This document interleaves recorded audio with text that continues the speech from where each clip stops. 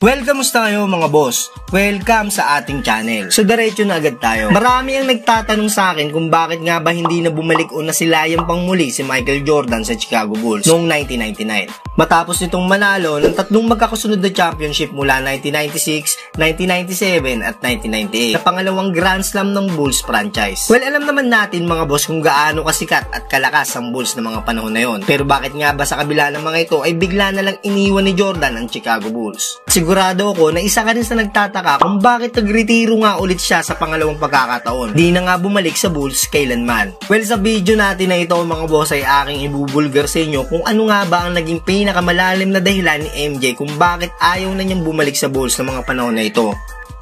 So mag-time travel muna tayo mga boss pabalik sa October 1993 kung saan ay katatapos lang mag-champion ng Chicago sa tatlong sunod-sunod na taon mula sa unang Grand Slam ng kanilang franchise. Ito nga ay nagulat ang buong mundo na inanunsyo ni Michael Jordan ang kanyang maagang pagre-retiro sa basketball. Ilang buwan nga lang yan matapos pumanaw ang kanyang ama. Ayon dito kay MJ mga boss ay nawalan na nga daw siya ng gana sa paglalaro ng basketball kaya napili niyang magretiro ng maaga ng mga panahon na ito. Dagdag pa ni MJ mga boss na naabot na raw niya ang rurok ng kanyang kasikatan kung kaya't wala na daw dapat siyang patunayan pa. Pero sa kabila ng pahayag niyang yan, hindi naman daw niya isinasara ang kanyang pintuan na muling makapaglaro ng basketball.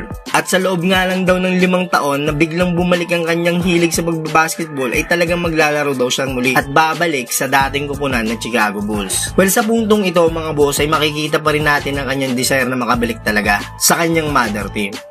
At matapos nga ang ilang taon, nangyari nga ang pagbabalik ni MJ sa Bulls taong 1995 at sila ay nanalo muli ng tatlong sunod-sunod na kampyonato sa pangalawa nilang Grand Slam. Pagkatapos noon mga boss ay hindi naman lingid sa kaalaman natin na ginawa na naman muli ni Michael Jordan ang kanyang pagre-retiro sa pangalawang pagkakataon. Subalit sa pagkakataon na ito ay hindi na nga siya bumalik sa Bulls kailanman. Una sa ating listahan ay nagkaroon nga ng problema si Jordan sa management noon ng Bulls. Well, bilang star player nga noon si MJ ay humiling ito na gawing grand manager noon ng Bulls si Coach Phil Jackson. Pero hindi nga pumabor kay MJ ang management sa munting kahilingan niyang yon. At isa pang naging problema mga boss, taong 1998 ay pang-8 taon na ni Coach Phil sa Bulls dahil si Coach Phil ay may pinaniniwalaan na dapat ay 7 taon lamang siyang magbibigay serbisyo sa kanyang trabaho dahil sa kanyang relihiyon na Pentecostal. Bagay nga na sumobra na siya ng 1 taon that time dahil pinagbigyan nga lang niya ang Bulls na mag-extend pa siya ng 1 pang taon dahil plano ng Bulls na makuha nga nila ang kanilang tripit na pangalawang Grand Slam ng kanilang prangkisa. Sa mga panahon na ito mga boss ay desidido na nga si Coach Phil na lumipat ng ibang team kung kaya't hindi na pinagbigyan pa ang kahilingan ni MJ na mag-stay pa rin si Coach Phil sa Bulls that time. Well, alam naman natin mga boss na sobrang talino ni Coach Phil pagdating sa coaching na naging pinakamalaking dahilan nga ito kung bakit gumaling si MJ sa basketball. Kung kaya't gustong gusto pa rin ni MJ na mag-stay itong si Coach Phil sa Bulls kahit na nga daw hindi na isang coach kundi isang grand manager ng team. Sa madaling sabi mga boss, kung bakit hindi na muling pang nag-sign ng isa pang kontrata si MJ dahil nga dito kay Phil Jackson. May lumabas pa nga noon ng mga rumors na sobrang sumama nga daw ang loob noon ni MJ dahil sa pag-alis ni Coach Phil. Well, at kasunod pa noon ay ang pag-alis din nila Rodman at Pippen sa Bulls na isa rin sa mga naging pundasyon noon ng Chicago. Kaya mula noon ay hindi na nga muling nasilayan ng Bulls sa isang NBA Finals game at natuluyan nang nangulit at ang kupunan, naramdam pa rin natin ito magpahanggang ngayon.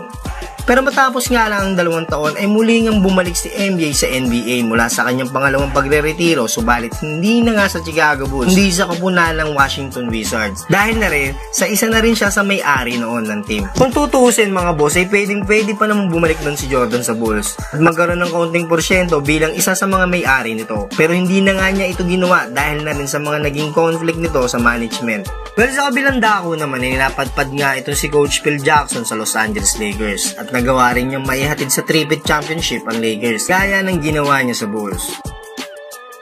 Well, ano sa palagay nyo mga boss? Tama nga lang ba ang ginawang pag-abandona ni MJ noon sa Chicago Bulls? I-comment lang sa baba ang opinion nyo mga boss at babasahin natin yan.